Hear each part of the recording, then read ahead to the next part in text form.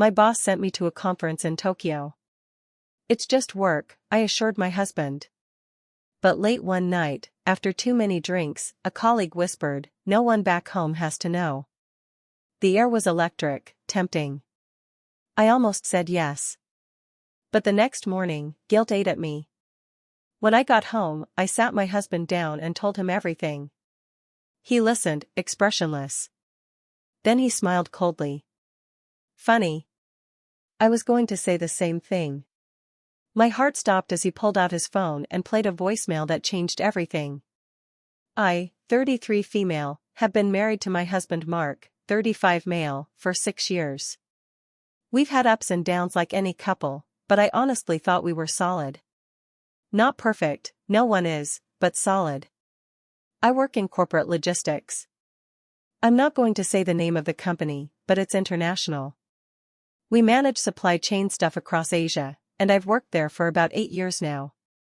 Last year, my boss asked me to go to a conference in Tokyo. This was a big deal. It wasn't just a regular conference, it was a high-level networking thing with clients, suppliers, investors, and partners from all over Asia. My boss said he trusted me to represent our division. It would be a 10-day trip. Flights, hotel, daily meetings, some formal dinners, and lots of mingling. I told Mark, and I remember the exact words he said, "Are you sure it's just work?" It caught me off guard. I said, "Yes, of course. What else would it be?" He gave me a weird smile. Not angry, just tight. "Nothing," he said. "I trust you." I kissed him and promised I'd call every day. He didn't say anything else. The trip was overwhelming. Tokyo is another world. Crowded, beautiful, clean, organized. The hotel was in Shinjuku. The conference center was a 15-minute train ride away. The days were long, and by the end of each one, everyone was tired and half-drunk. We went out after work, almost every night. Izakayas, karaoke bars, even one club. It's the culture. Business there happens over drinks, not in boardrooms. There's a guy, Derek, not real name.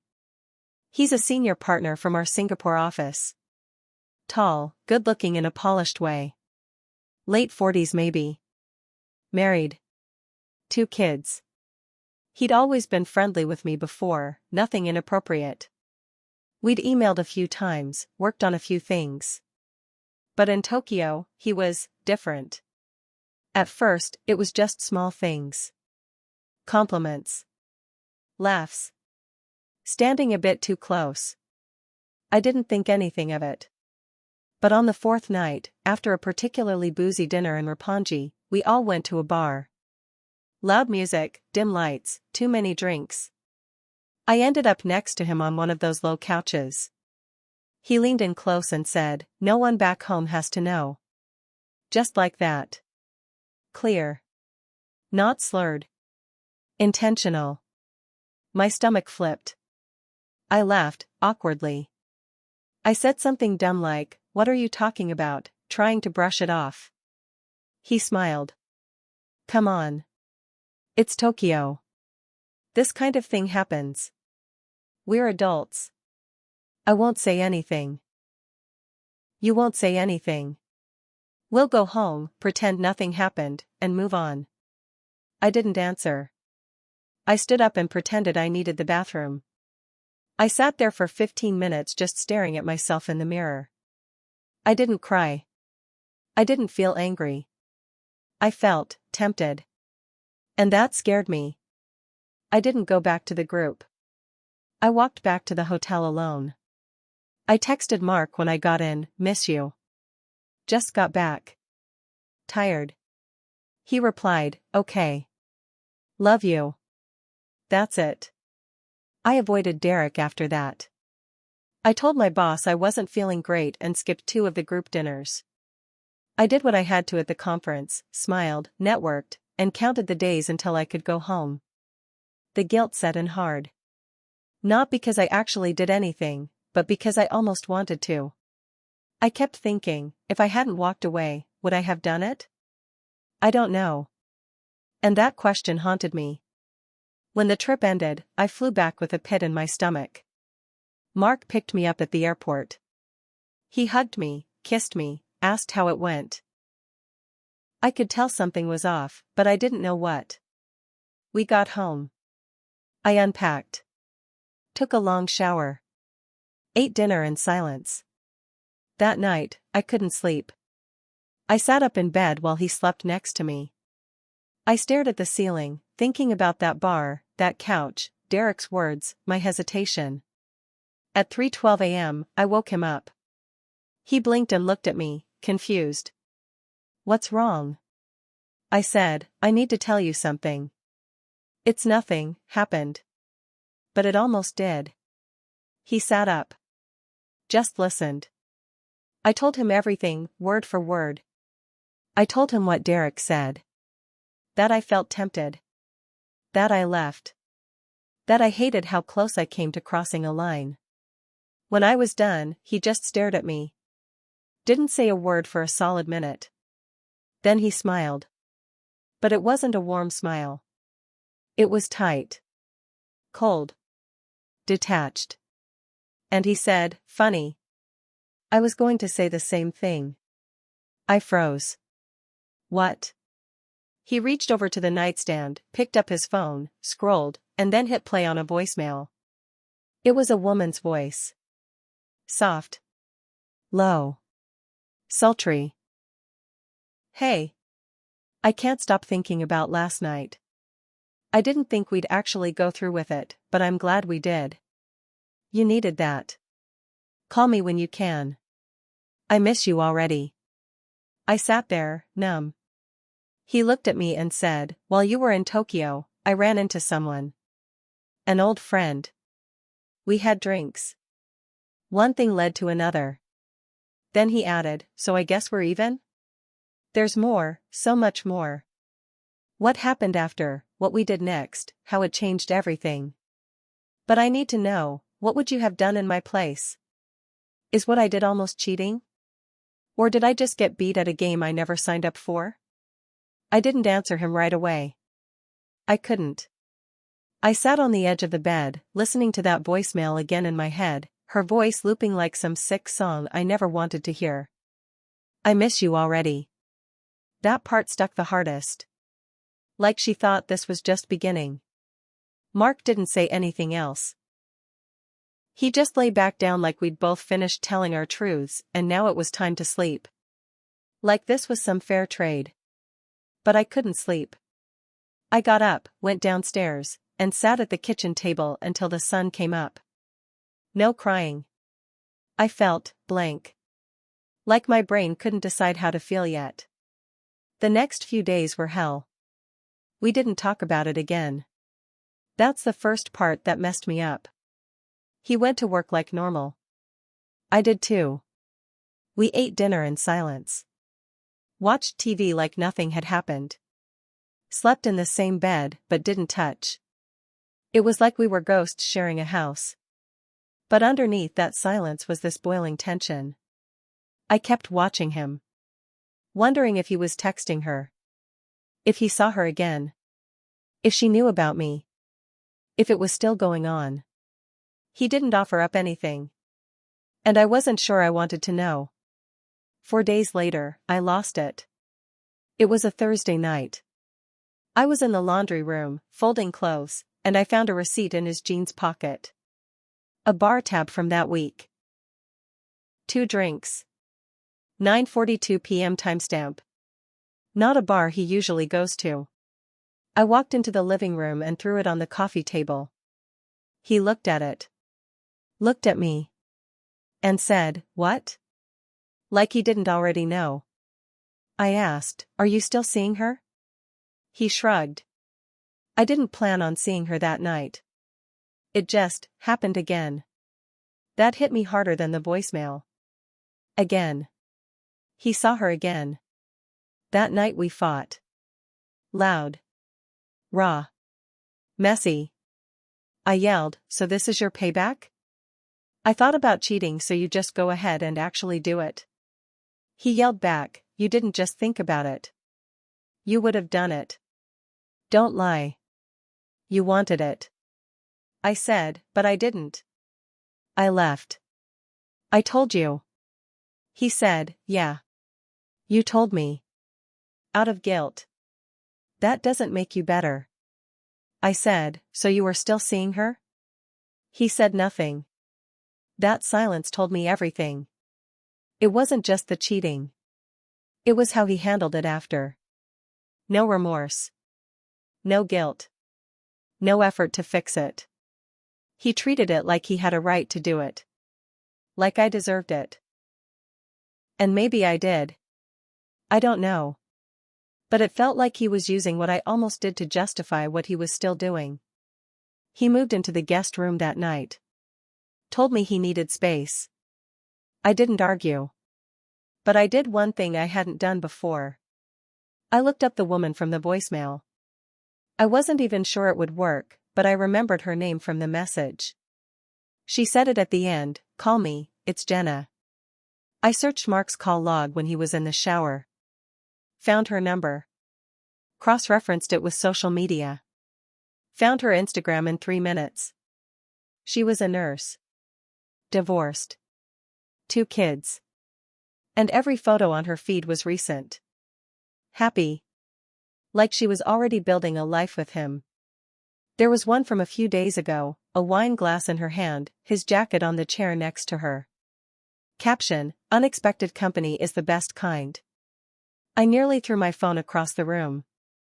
The next week, Mark went on a business trip to Denver. Only. I knew he wasn't in Denver.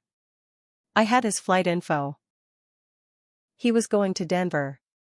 But I also had Jenna's location turned on after I followed her from a burner account. 2 days into his trip, her location pinged, in Denver. Same hotel district. Same street. I waited for him to come home. Didn't say a word. When he walked through the door, he looked relaxed. Almost cheerful. He kissed my cheek out of habit. And I let him. Then I said, "How was Denver?" He said, "Busy. Long meetings. Glad to be home." I nodded. "You didn't run into Jenna?" His face changed.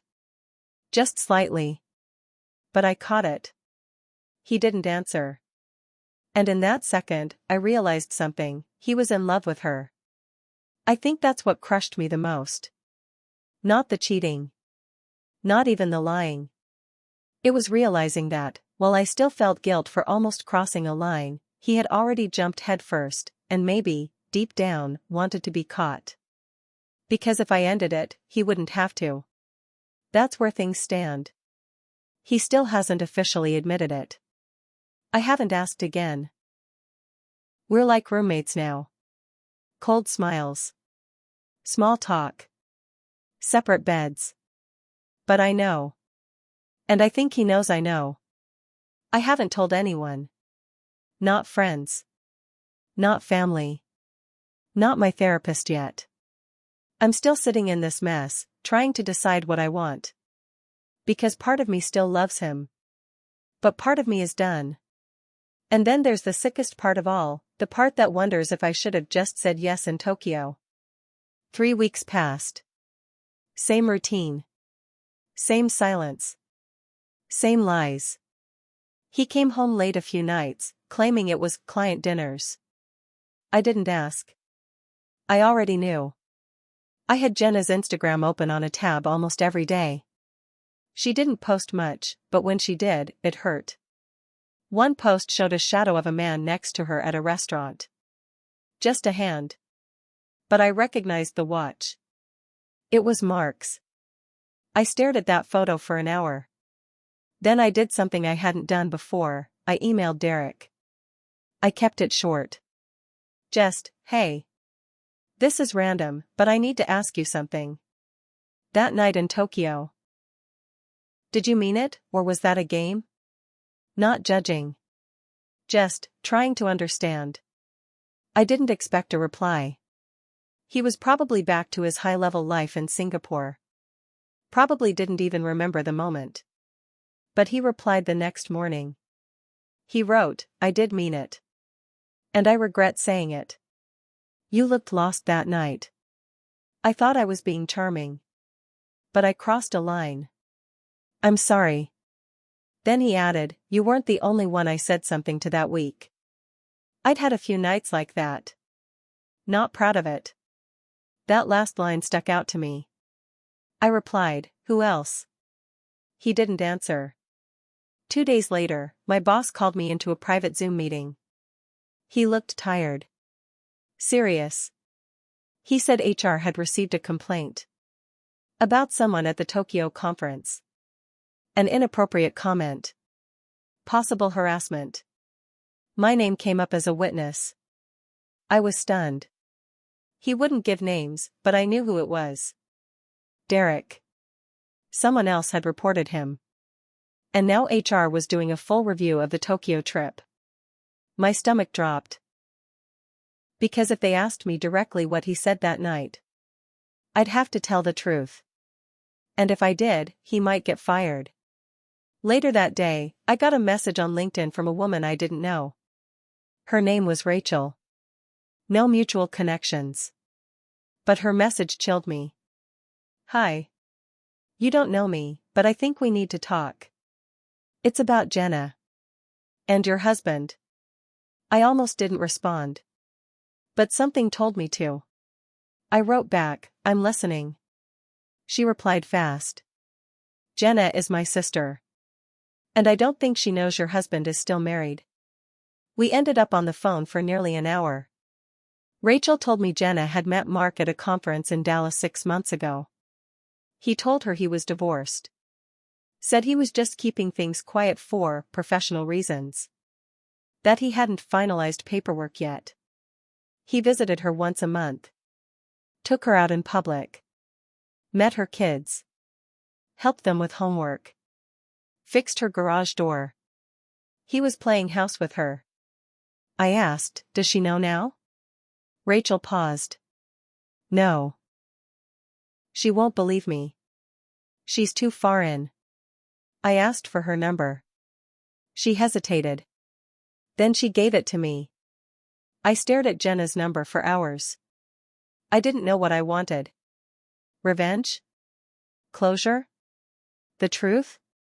At 2:17 a.m., I called. No answer. I didn't leave a message. But the next morning, she called me back.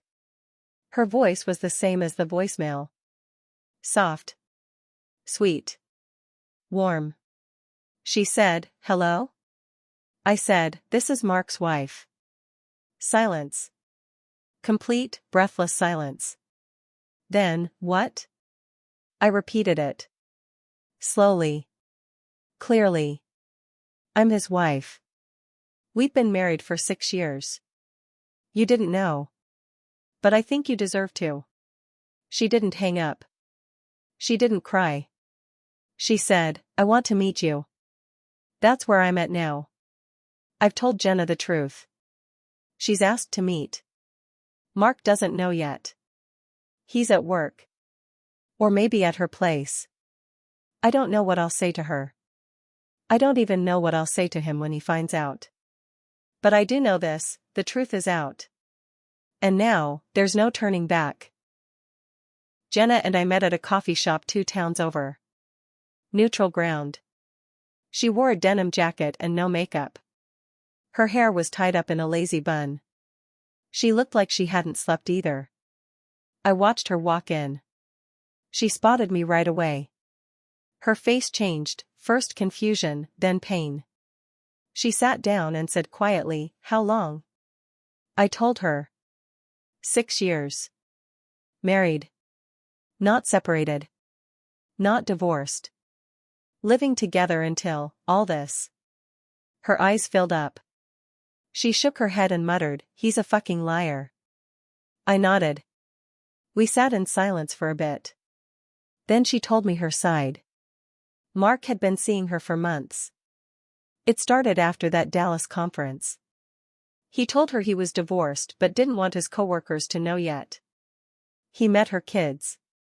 Bought them birthday gifts. Took them to the movies. Stayed over on weekends when he said he was on business trips. He had toothbrushes in both houses. He had two lives. And somehow, he kept them both from crashing, until now. She said, I didn't know. I swear to you. I believed her. She asked, what are you going to do? I said, I don't know yet. But I'm not keeping his secrets anymore. The confrontation that night, I waited for him to come home. He walked in, tossing his keys on the counter like it was any other Tuesday. I was in the kitchen. I said, I saw Jenna today. He froze. Then, you what? I repeated it. Calm. Clear. I met her. I told her everything. He said nothing for a second. Then snapped, why would you do that? That did it. I yelled. Loud. Years of emotion finally breaking loose. Why? You really want to ask me that? You lied to both of us.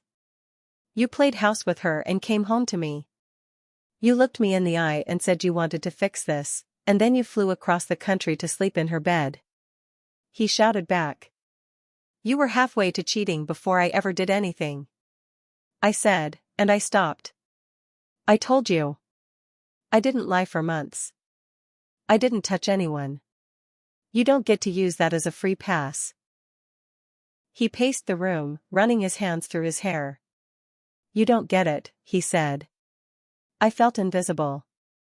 Before you even went to Tokyo, it was like you were gone. Always working. Always tired. I needed to feel wanted again. I stared at him. And you couldn't tell me that? You couldn't talk to me like a grown man? He didn't answer. So I did the one thing I knew would end it. I picked up my phone and texted Jenna. One sentence. He's here if you want to come talk. She showed up 40 minutes later. Mark was still on the couch, pale and quiet. When she walked in, his face went blank. She didn't scream. She didn't cry. She looked at him and said, I brought my kids into this. They asked if you were going to be their new dad. He lowered his head. She looked at me, then him again, and said, You're a coward. And I hope you rot in whatever empty life you build next. Then she walked out. He didn't follow her. He left the next morning. Took a duffel bag and said he was going to his brother's. No, I'm sorry. No, I'll fix this. Just silence. I called my sister and told her everything. She drove up that weekend. She cried more than I did. I think she always liked him.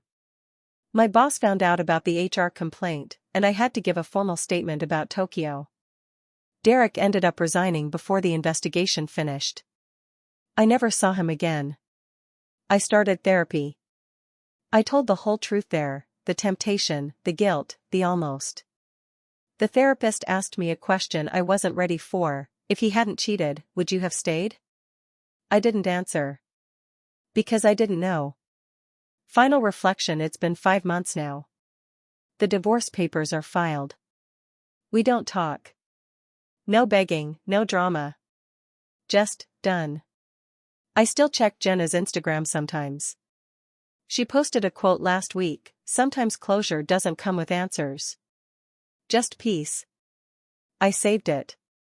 People ask if I'm okay. I say yes. Some days, it's true. Other days, I replay that night in Tokyo. The moment I could have said yes. The path I didn't take. But the truth is, that trip didn't break us. We were already cracked. The trip just showed me where. I'm not angry anymore. Not really. I'm not even heartbroken. I'm just clear. I see everything now, what I allowed, what I excused, what I missed. Would I do it differently? Maybe. But the woman I was then wouldn't have known how. The woman I am now does. And that's enough for today.